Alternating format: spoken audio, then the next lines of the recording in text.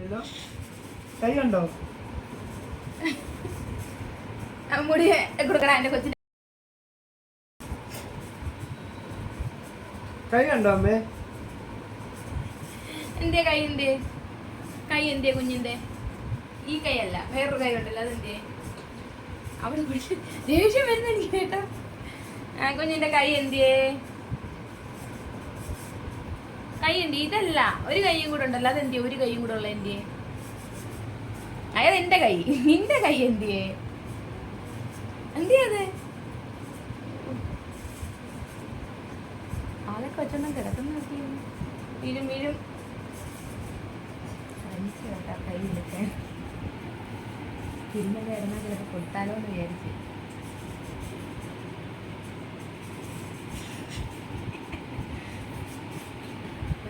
തിരിഞ്ഞിടുന്നു കൈവായിട്ട്.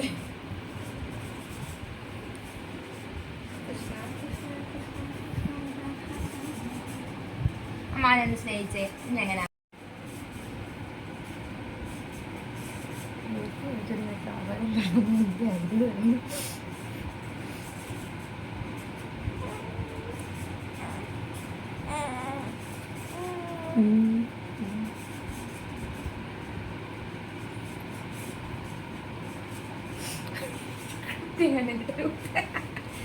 എന്നെ കുത്തിയോ?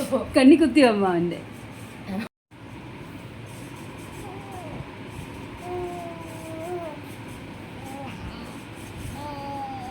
തലമുടിയല്ല പിടിക്കാൻ എത്തുന്നുമില്ല ഒക്കെ.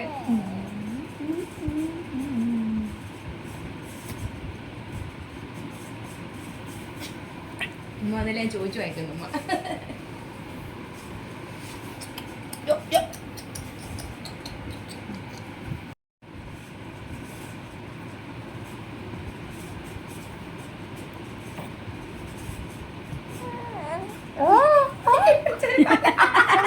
എനിക്കറിയാടാ എന്റെ കിട്ടി കിട്ടി കിട്ടി, അമ്മാവന് കിട്ടി.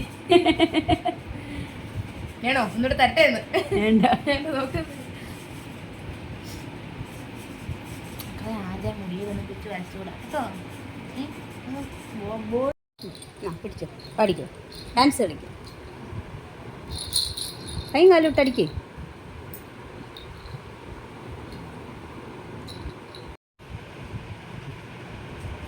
കൈ ഇട്ടാക്കി ഇങ്ങനെ ഇങ്ങനെ, കൈ ഇങ്ങനെ ഇങ്ങനെ ഇട്ടിട്ട് തുള്ളു തുള്ളു.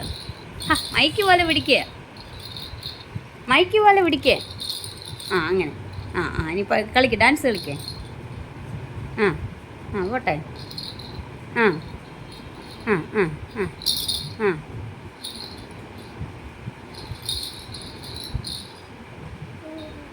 മൈക്ക് പോലെ പിടിക്കുക, മൈക്ക് പോലെ പിടിക്കുക, മൈക്ക് പോലെ പിടിക്കുക. കളിക്കേ, ഡാൻസ് കളിക്കേ. കാലൊക്കെ ഇട്ട് കുലിക്ക, കാലൊക്കെ ഇട്ട് ഇങ്ങനെ ഇങ്ങനെ കുലിക്ക.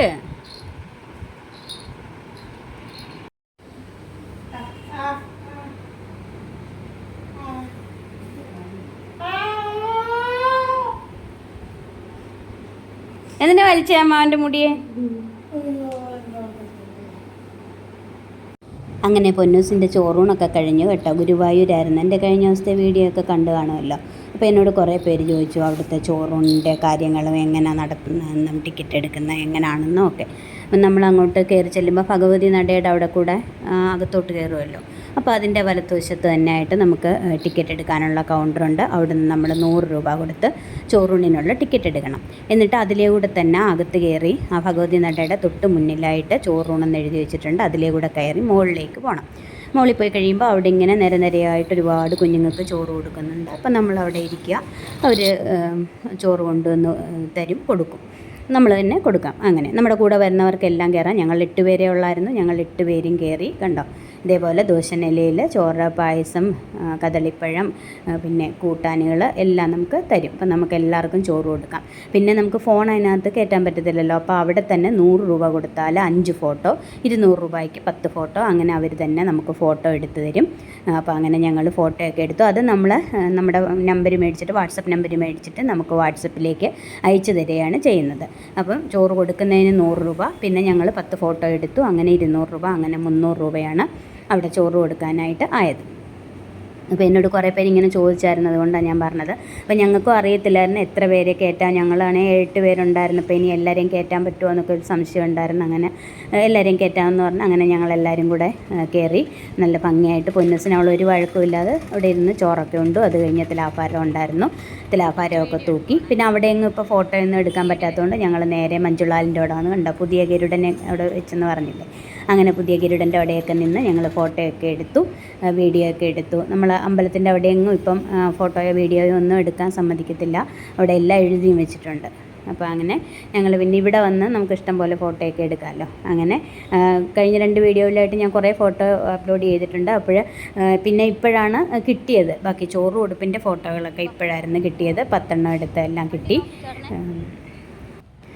പിന്നെ ചോറൂണിൻ്റെ ടിക്കറ്റിൻ്റെ കൂടെ 2 പേർക്ക് നമുക്ക് അകത്ത് കയറാം. 1 വയസ്സിൽ താഴെയുള്ള കുഞ്ഞുങ്ങൾക്ക് ചോറ് കൊടുക്കുന്നതിൻ്റെ ആ ടിക്കറ്റിൻ്റെ കൂടെ ക്യൂ നിൽക്കാതെ നമുക്ക് 2 പേർക്ക് അകത്ത് കയറാം. അങ്ങനെ ഞാനും പൊന്നൂസും അവരുടെ അമ്മയും കൂടെ ഞങ്ങൾ 2 പേരും കൂടെ ഒരു തിരക്കും ഇല്ലാതെ അകത്തേക്ക് കയറി. അപ്പോൾ ശിവേലി കഴിഞ്ഞ ഉടനെയുള്ള സമയമായിരുന്നു. അപ്പോൾ വേറെ ആരും കയറ്റി വിടുന്നതിന് മുന്നേ ഞങ്ങൾ ചോറ് കൊടുത്ത വേറെ കുറേ കുഞ്ഞുങ്ങൾ അവരുടെ അച്ഛനമ്മമാരൊക്കെ ഉണ്ടായിരുന്നു. അങ്ങനെ ഞങ്ങളെല്ലാവരും കൂടെ ഒരു തിരക്കും ഇല്ലാതെ കയറി. കാരണം നമുക്ക് എത്ര അങ്ങോട്ട് കയറ്റി വിട്ടുമെന്ന് പറഞ്ഞാലും അവിടെ ആ ഫ്രണ്ടിൽ ആ നടയുടെ അവിടെയുള്ള വാതിലിൻ്റെ അവിടെ ഒരു തിരക്കാണല്ലോ.